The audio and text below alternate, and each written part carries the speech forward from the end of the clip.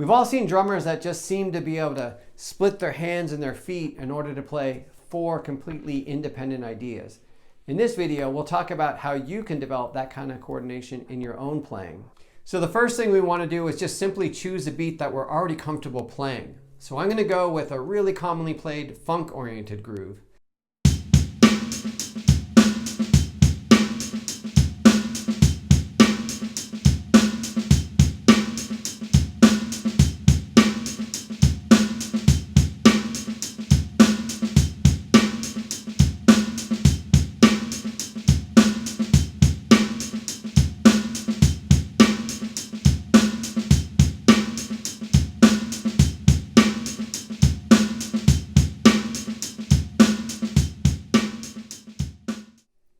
The next step is to change up the rhythm that we're doing with our right hand. So instead of playing straight eighth notes on the hi-hat, I'm going to play the following rhythm.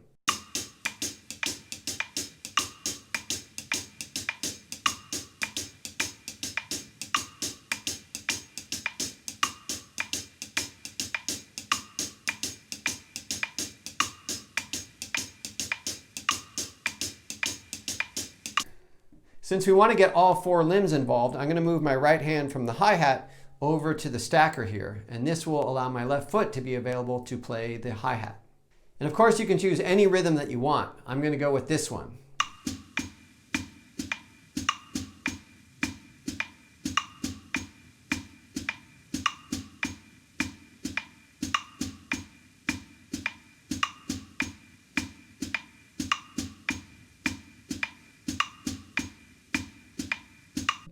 Cool, so all you have to do now is just simply play all 4 parts simultaneously. So thanks for watching, and remember to subscribe, like, comment. I'm totally lying right now. Let's learn how to play this thing. Once I've decided on what each hand and each foot is going to play, the next thing I do is I write out the pattern. This way I'm able to see exactly how the hands and the feet work together rather than independently of each other. So here's what that groove looks like written out.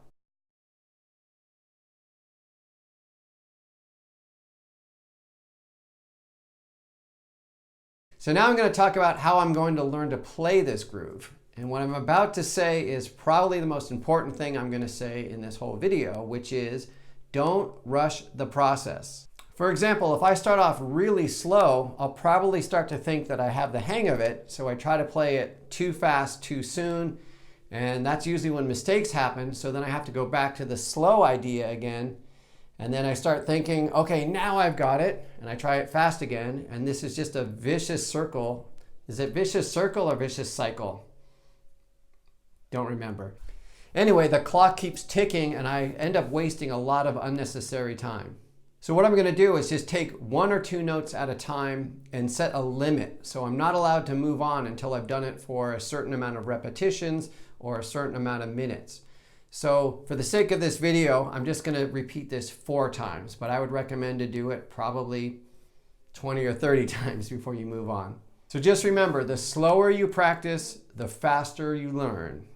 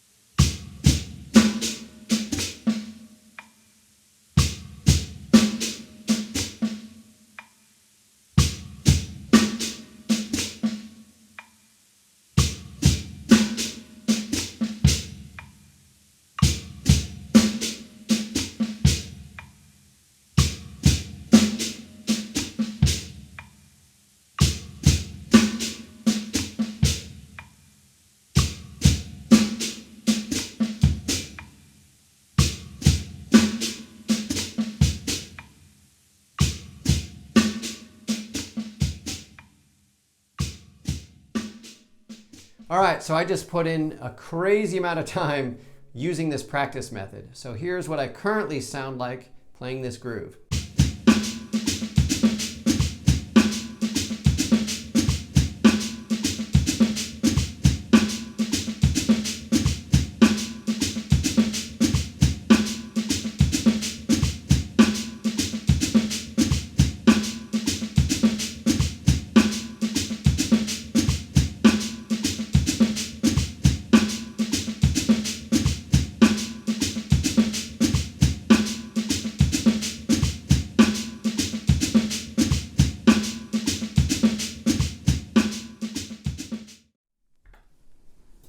So just remember, this was one example.